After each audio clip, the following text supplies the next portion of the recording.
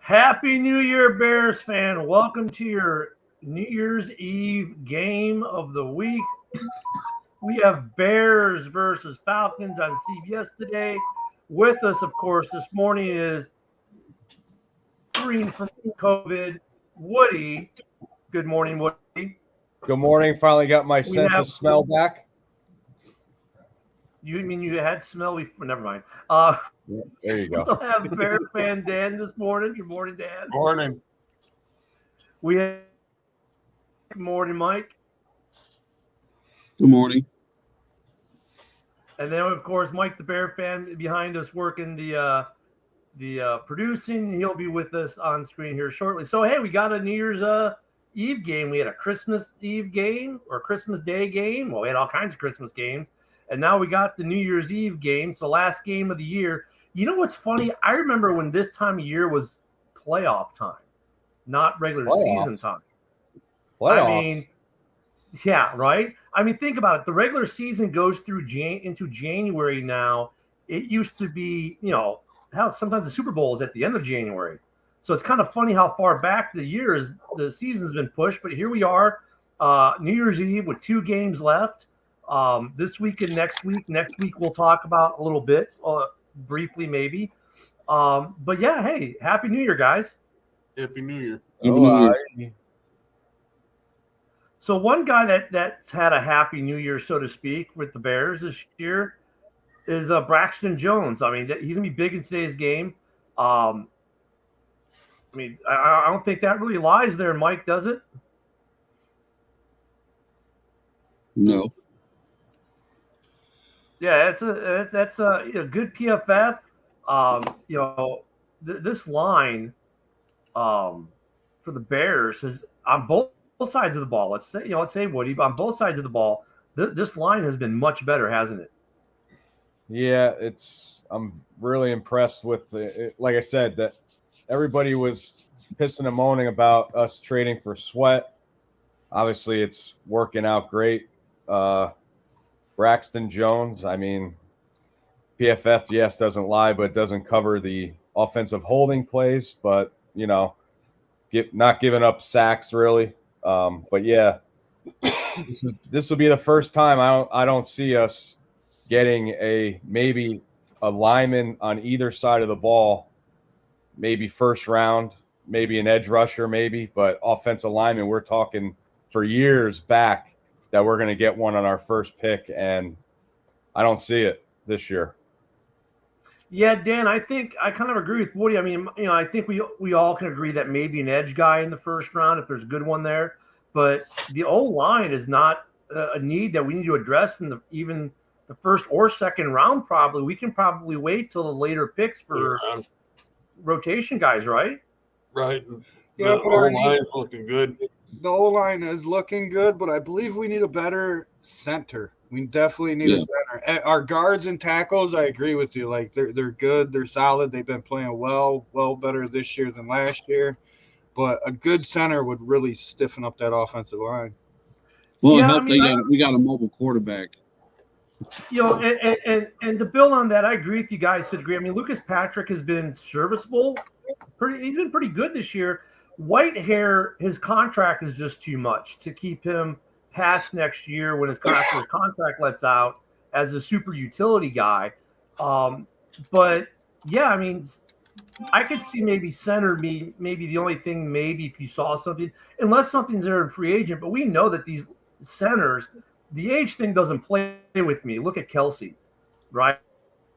Oldest centers in the league, and he's still getting it done with a very mobile quarterback for the She-Eagles, as Woody would say, for the She-Eagles. Yep. So I don't know if you could say, well, Patrick is too old or Whitehair is too old or anyone's too old to play center for any of these teams. And you look at like what Kelsey's doing in his mid-30s. I don't know. He has the most full starts for a center in the league. Yeah. So I think he's getting up there. Maybe he's forgetting. Yeah, but I think Whitehair could possibly be the last year, possibly like you said, this year. You know, his dead cat goes down. He's got actually a couple. Oh, his 2025 is voided. He's got one more year in 2024. And if we cut him pre-June, it's only $8 million or $4 million. Well, that's what I mean. I think like he's only a cap casualty if we go into big signing mode, right? But right now, he's not going to – I don't think he's going to be a casualty at this point, right? But, I mean, if there's anyone who could be, I think Whitehair would be it. But the way that – with all the cap space we have, you got to admit he's probably sitting pretty decent for it to come back next year. Yeah, depth. Even though he's not like a starter role anymore, he's probably a good backup. So, like I said, a lot of teams, we need depth on the O lines and the D lines as well. Well, the thing about the Bears fans, remember, he's getting $13 million. I think something that we need to remember is Whitehair would probably be a starter anywhere else right now. He would be a starter on a lot of teams right now.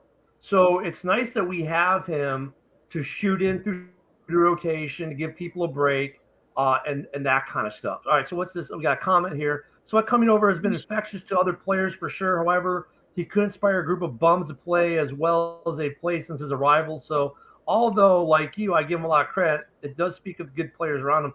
Yeah, he has done that, right? I mean, we had some good players, and then he just kind of took them to another level. Justin Jones is one of them. Yep.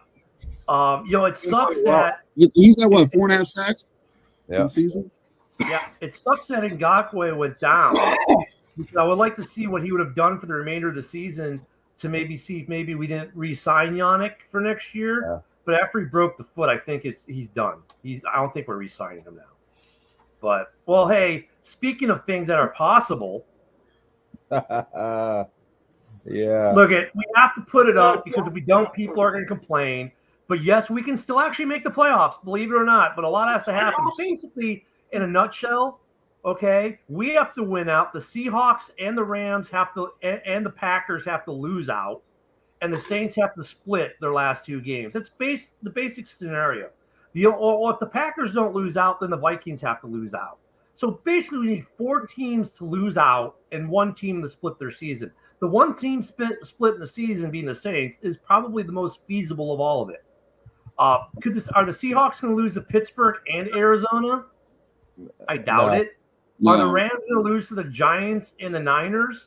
Probably not the Giants. Never know. New York's playing good right now at home. True. I mean, okay, so that one theoretically is probably is more plausible than the Seahawks losing out. And then either the Packers have to lose out or Minnesota has to lose out. So if the Vikings win today, then that's plausible because then but then of course we have to take care of business, and we have to win. So okay, there was a sack. Yeah, hey, Sweat actually I think it's 6.5. But you know what's funny about Sweat? He's the sack leader on 2 teams currently. Yep. He's the Bears sack leader and the Commanders sack leader. And they only got him for 6 sacks. Yeah. Okay. Stat purposes. So I mean, look can we make the playoffs? Yeah. Is it possible? There's a lot of hoping and praying. No. Well, look at it this way. The Bears lost 3 games that were almost statistically impossible to lose all 3 games, yet we lost them this year. So it's the NFL. Any given Sunday, anything could happen. For those who want to be optimists, we just gave you the ammo. For those who want to be pessimists, I know a few, pessimist away. And the percentages for losing was a .005. 3. And he lost. And we lost. So look at it this way, too. If everything on that list that the Bears need to have happen happens today, guess what that means for next week? And this is what I talked about earlier. That means next week's Bears-Packers game will probably, at that point, become the flex game because it'll be who gets in, the Bears or the Packers. And come on, Fox loves that crap. Or NBC loves gets in. Win and you're in. Yeah. So that's what we're looking at for there. But then the other big picture right now is this. 93% chance the Bears get. Basically, if Carolina loses today and any of the teams above them wins, we're pretty much locked. So we're looking at the number 1 pick for next year. I'll just throw this around. I don't want to talk too much draft, but I'll go to Bear Down Mike. Who do you see the Bears taking if we have the number 1 pick in your way too early prediction? I think we trade down. We trade hold and move down to like 3. Who's at 3 right now? Arizona. We ain't gonna trade with Arizona. Maybe down to 2. I see us trading down, but we're gonna get a wide receiver that first pick. Yep. Whether it be Harrison Jr. What do you think we'll do at the number 1 if we get it? We get it. And if he's gonna be in the draft, I say we're gonna get Marvin Harrison. Woody? Yeah, I think that was good news that Marvin Harrison didn't play in the bowl games because he wanted to stay healthy for the draft. If Carolina somehow still is the number 1 pick, we have it, we're going to pick them. If not, and then we're going to trade ours for maybe more draft cap. What are we, 8th now? Yeah. For right now. If we get Marvin Harrison Jr. at first pick, we're going to be trading our pick for more draft capital. I like that idea. Yeah, I agree with Woody there. I think we take Harrison Jr. pick 1 and trade the other one away. Yeah, I'm with you guys. I think we take Marvin Harrison Jr. and give him jersey number 3. So then the attack will go 1, 2, 3, right? Oh, Jesus Christ. You stay up all night. You stay up all night, Ken, to figure this out. Hey, I was thinking hard on that, but no, I mean, I'm surprised you didn't say 0. Yeah, 0. No. That could. Well, wait a minute. No, that could be Mooney's new number because for all the TD catches he has in the end zone in Cleveland. I mean, never mind. Mike, Bear now. Hey, Mike, the Bear fan has that number 0. His boy, Calvin Ridley. Yeah. But I mean, I think, and I don't know about trading away their second pick in the first round. It depends if there's a good edge rusher like what you alluded to earlier. Maybe we take that. Because next year is supposed to be a playoff year. I don't know if we're still trading for capital in this draft. If Marvin Harrison Jr. pulls a 180 and all of a sudden decides now he's not coming out into the draft, and he's not available for us to take number 1, then I would go with Bear Down Mike's scenario where we trade out of number 1 to get a bunch of capital. But if Harrison's there, the guy's a top 3 pick. Arizona is going to snab him at 3 if we don't get him at 1. Steve. Coming out. New England's at 2. And if you're New England and you know Eberflus is staying, which means Fields is probably staying, why are you going to trade down to 1 with the Bears for a quarterback you know they're not going to take anyways? So I don't see that scenario happening where England trades down to 1 to take the guy they know they can get it to. Because we're not – and to answer Steve's little question there, I'm thinking even though Marvin Harrison Jr. signed that $20 million with nil, he would have played in that bowl game. Yeah, I would think. I agree. So I'm thinking he's coming out because he sat in that game. And look, coming out doesn't mean he has to give the money back. He's still getting paid advertising for these people. Remember, NIL's contract, it's an endorsement contract. It doesn't matter if he's at Ohio State or in Chicago. It's still an endorsement. It's an endorsement deal that he can still honor from wherever he is. So the NIL arguments really don't make as much sense because the player comes out, they got their NIL deals and still going to be in place. They don't terminate when you go to the NFL, as far as I'm aware. I mean, if Nike signs you in college, Nike's going to want you as a pro too. So, I don't know about that. We'll get more into the draft in a couple weeks. just wanted to throw that up there real quick because before we get into game stuff. Hey, it's New Year's Eve, guys. We got our game here coming up here in about 14 minutes. An eagle? Is that an eagle? It looks like it's a falcon. Damn it! With a bear's talon going through it. It's not a sheagle. Damn it! And but Harrison's we do number. have some injured bears today. Here's the injury report. So, hey, it's good to see. Well, obviously Cole Kmet that he's in, and Sewell's back, and Jenkins is playing. But it's good to see EQ. Yeah. I'm happy to see St. Brown back in there. I think that St. Brown, I think, is the injury to me that is one of the more significant ones to come back. All right, so I got the inactives. Yep. Go ahead. Foreman is not playing. Mooney's not playing. DeMarcus Gates isn't playing. Peterman's not playing. Wendell Johnson's not playing, and Jair Carter's not playing. That's Wait, what it says Peterman's here. not playing? No Peterman? What the hell? Yeah, well, I don't know. Foreman wasn't on there. No, he wasn't on the injury report. No. So maybe that last minute thing. Maybe that tweet, the one he let out. I don't know. I think though that EQ being back is big because he does a lot of good things in the blocking side. He does run some good routes, comes up with some good catches. I think he's another guy that we re-signed for $1 million next year. But that's our injury report. I'm not so sure what's going on with Atlanta. They're in a playoff.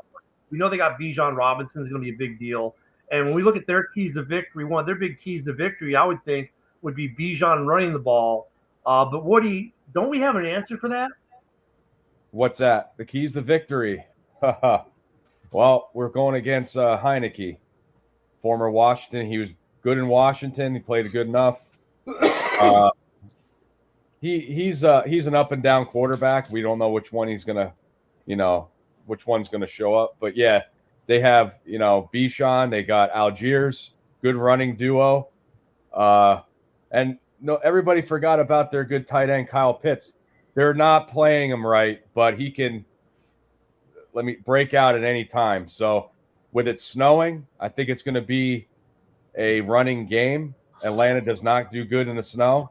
So I think it's going to come down to quarterbacks, and I think Bears are going to pull it out with the rushing game with all three of them. So, yeah, Mike, I think, you've got the number one, you got the top running back in the draft, a guy that we were all high on this show, Bijan Robinson, coming in against basically the number one run defense in the league.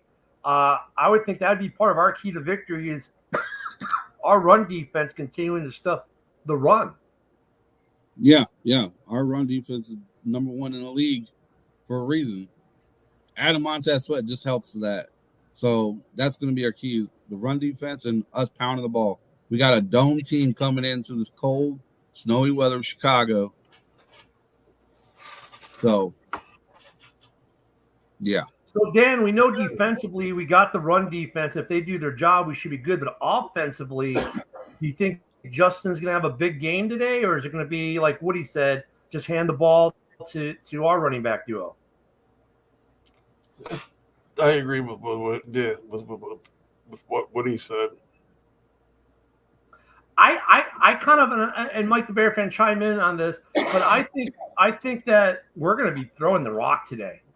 I think snow or not, we don't care. We practice in it. With EQ being back, I think we're going to see a lot of passing from Justin. Taking advantage of a dome team who's not used to the elements, and we're going to see a lot of passing for probably Getsy's favorite things, yards after the catch today. That would be part of my key because everyone knows it's going to be a run day. I wouldn't be surprised. Do you remember last week, Herbert with 20 carries? I wouldn't be surprised this week to go back-to-back because obviously I'm not saying he can absolutely carry the load, but it's snowing. Don't push them. I think they're going to go with the run game. So here's a question. Victory, like you said, you got to stop the run and you got to show pressure. If you show pressure on Heineke, he will make a mistake. This isn't going to be the prediction for the game, but I want to do a different prediction for the game. Who ends up with more rushing yards, Roschon Johnson or Bijan? Bijan. Everyone at once. Can we say Herbert? Could we throw Herbert in the mix? Well, no, because I did those two because they were college teammates, and Roshan was the backup to Bijan, and I get it. Herbert might get a lot of carries, but this is not. Herbert's more of a he's not a north-south bruiser like Roshan is, and today's a north-south bruise the line kind of day. Well, we're number one. I think Roshan will get more carries because this is more of his style of run today. That's why I said Roshan, Bijan, and because they were teammates, both came out in the draft. One in the first round, one in the later round. I mean, you have to think Roshan wants to have more yards than his former teammate who got drafted way higher than him. True. We got to watch out. We got to watch out for Bijan too, because he's a great, even though he's a rookie, he's great coming out of that backfield with screen passes and stuff like that. So we might not only have to worry about his rushing as well. Well, let's get into some predictions really quick. Here's the here's the standings. Mike and I need to play some catch up. We're like the Bears. We need some people to lose out, Woody. So Woody, you're the top Bear right now. So what's your pick for the day? Well, we know what you said earlier. Like I said, this is don't lie. This is you went with Atlanta earlier. I wasn't on. I wasn't. Yeah, live. but you got people that heard you. Yeah, want me to bring the other one involved? Don't be lying. Hey, we can share the clip. Hey, I don't give a fuck what I said. All right, go ahead with your prediction, buddy. Sorry to interrupt. Like I said, this is Bear weather. This is a Bear game here. Atlanta's a dome team. They don't do good outside in the cold weather. I think the Bears are gonna have a big game. I say 27-17 Chicago. Okay, we'll go to our second leader, who happens to be Dan. Dan, what about you? Bears 24-14.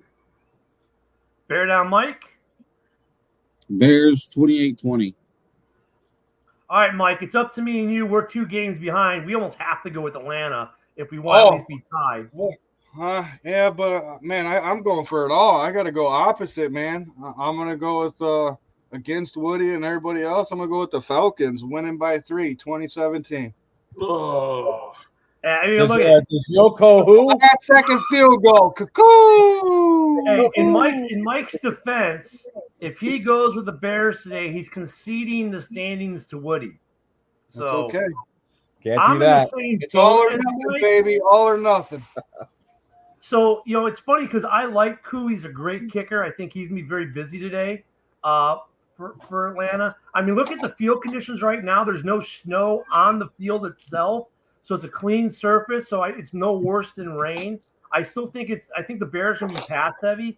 I'm conceding to Woody that he's going to beat me in the standings this year because I'm sorry. I have to go with the Bears. There's no way I see Atlanta winning in Chicago today. And I'm going to go big or go home. Bears 38, Atlanta 17. He said 2. Hey, Dan, what was your prediction again? Mine 24-14. Bears. All right. Also, guys, don't forget we still are giving away some Chicago Bears signed merch. Go to Mike the Bear Fan, Halas Report, Chicago Bear News. Give us a like, give us a follow, become a top fan, get entered into a drawing. And we'll be doing another one probably, next week, Mike, for December? Probably 2 weeks. Okay, so we'll do an end of season one. Also, don't forget, before we get into the games here very shortly, in about 5 minutes, we've got every Wednesday night, 7:30 p.m. Central, 8:30 p.m. if you're on the East Coast, the Halas Hall Report with the same panel of fine folks you see here in front of you. And every Sunday, next week will be our last one at 11:30 in the morning Central, 12:30 in the afternoon on Sunday. If you're East Coast, we do pregame followed by the live broadcast. Also, we have something new to offer. We have 15 different items to choose from here. We have our own bearsdownapparel.com. You can get your own Bears merch there. Mike, you want to say anything about this? I post numerous things every week. It's going to add to it. There's 15 different ones, and if you have something that you want, I can make it. So there you go. Get your official House Hall Report merch from Chicago Bears merch from the link here. The link will also, I believe, Mike, you're going to put in the comments, correct? Yes.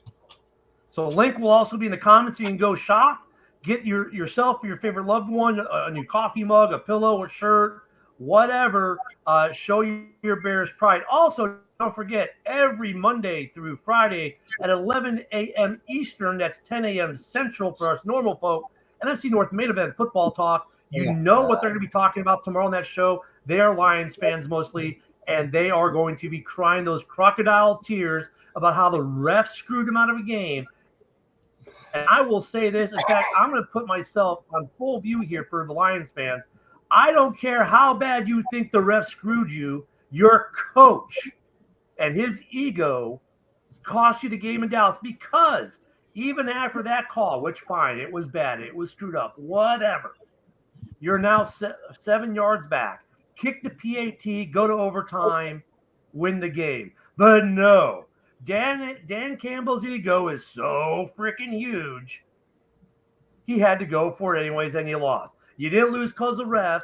You lost because your ego got in the way, and that's all I'm going to say about that. And you know they're going to be talking about that bigger than shit on Monday on that show, but it's a fun show anyways. So we got about 3 minutes to kick off, and we're gonna end today on our side. Oh wait, do I have more? Oh no, Happy New Year. Yeah, put your score predictions in the comments. We'll flash them up on the screen as Woody gives us the final take of the day. Happy New Year, everybody. Have fun. Be safe tonight. Even though I'm at COVID, I'll be here, in my crocodile tears because I can't party. Today, a big game in Chicago. The weather is going to be a big key. Hopefully Atlanta brought their right spikes, but we gotta withhold Bichon.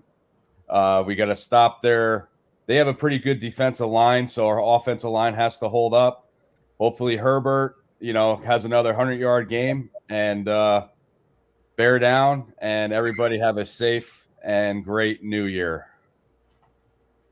All right, guys, we'll see you all in a few minutes on the game feed, and have a great New Year. Bear down, and we'll see you in a few. Bear down.